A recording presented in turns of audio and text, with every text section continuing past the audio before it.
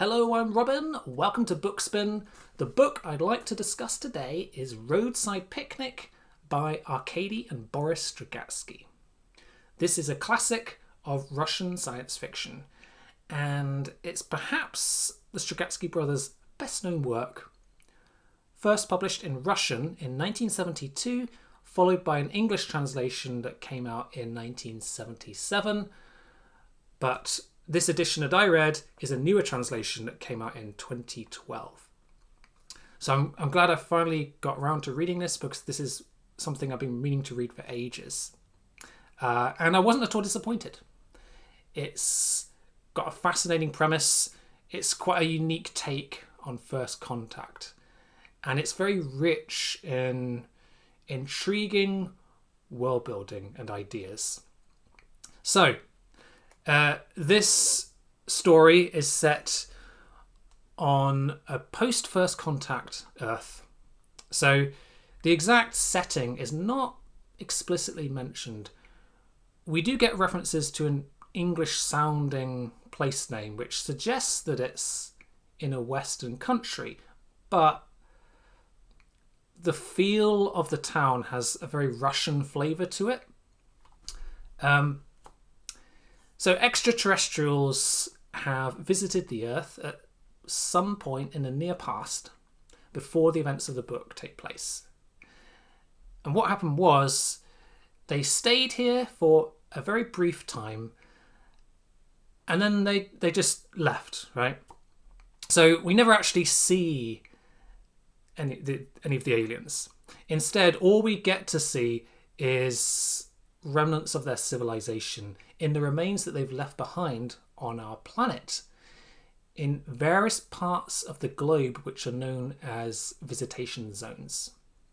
So there are 6 of these zones across the planet, and these are really fascinating but dangerous areas of land that have been decimated and transformed by the aliens' presence. So the zones are home to some very weird, unexplained phenomena.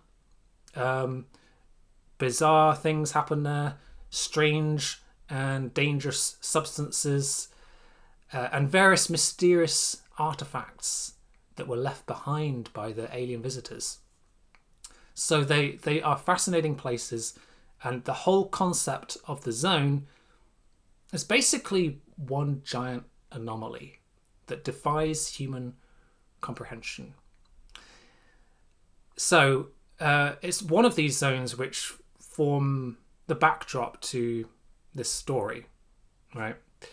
And it's the scenes that take place within the zone that I think are perhaps the most fascinating and compelling parts of this book.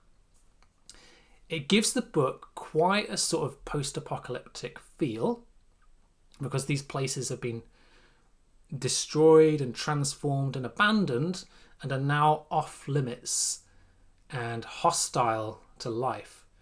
So while this is technically not a post-apocalyptic novel, it does have that kind of vibe to it. Anyway, these zones are sealed off from the public. However, a black market exists for the alien artifacts that exist within these zones. And it's a particularly lucrative market. And the smugglers who go into these zones to retrieve these things are known as stalkers.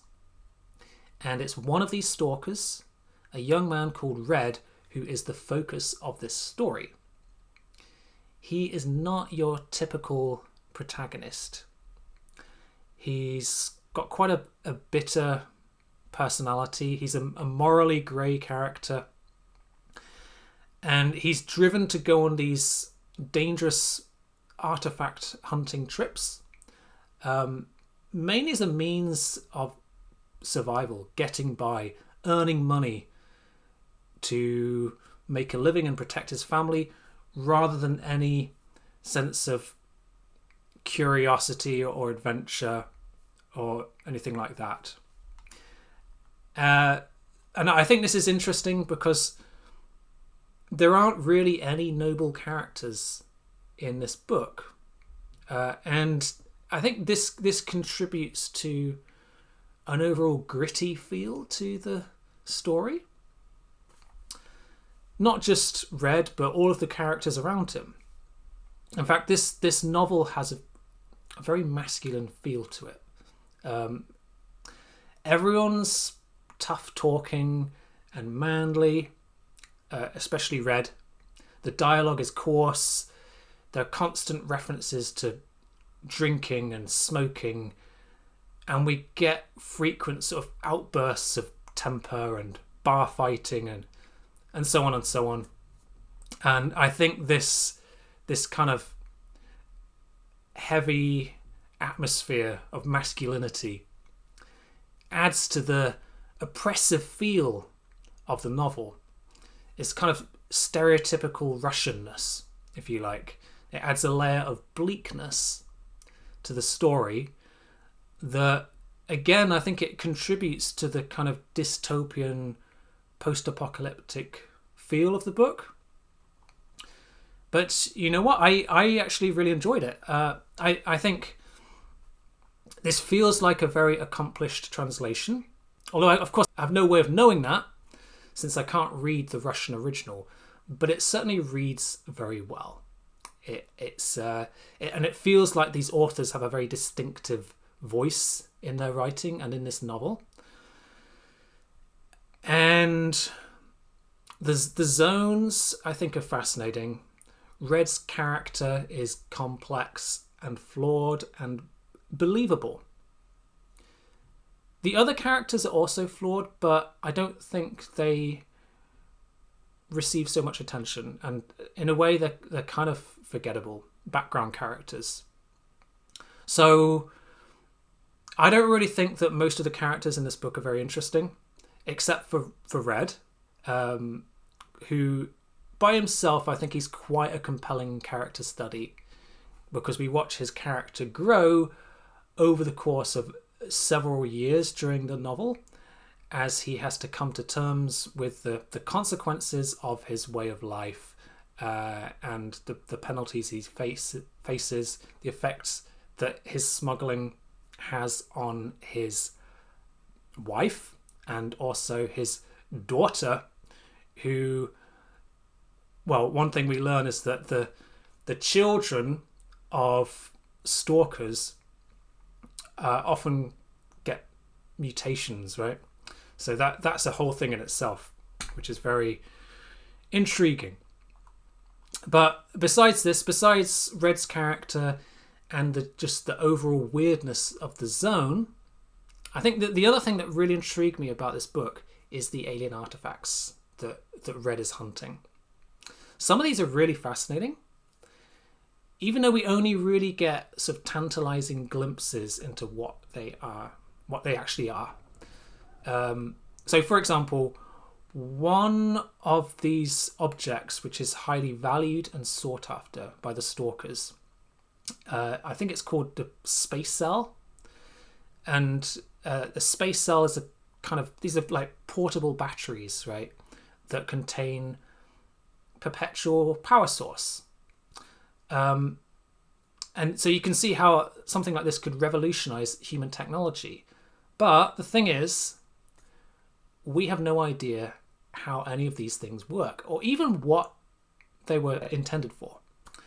So, yeah, I think that's just one example. There are a lot more weirder examples than that. But these artifacts are really intriguing. And of immense interest to humanity. And yet, the aliens just left them there and moved on. To them, these artifacts were just extraneous junk. And I love that idea, right? To us, they have immense value, but to them, it's just junk. But it's more than that. Obviously, these aliens are of a higher technological level and sophistication than we are. But the aliens seem to have no interest in humanity itself. And our planet is of no consequence to them. They made no attempt to contact us or colonize us or study life on Earth or do anything with our planet. They just stopped off here for a couple of days, then buggered off on the rest of their journey. So I quite like that idea. It kind of goes against the grain of most science fiction, and it really puts humanity in its place. We're not that important. We're not the center of the universe. The Earth is just an insignificant backwater that a higher civilization stops off at before moving on. So I think that's quite a sort of unique take on First Contact. Anyway, I can definitely recommend Roadside Picnic. The concepts are compelling. It's a fresh take on First Contact, and the distinctive atmosphere and mood make for quite a unique and memorable read. So I'm going to give Roadside Picnic 4 stars. I'm tempted to give it an even higher score. I think if it was a little bit longer, it's quite a short novel, right? It's a quick read. If it was a slightly longer novel with more depth and a greater variety of interesting characters, then I would probably give it an even higher score than that. But as it is, it's still a very satisfying read, and I do want to read more Strugatsky brothers in the future. Now, the only other of their books that I have on my bookshelf at the minute is this one, Monday Starts on Saturday. I don't really know what this is about, but I do love the title. It's one of my all-time favourite novel titles. So let me know if you've read this one and if you think it's worth a read.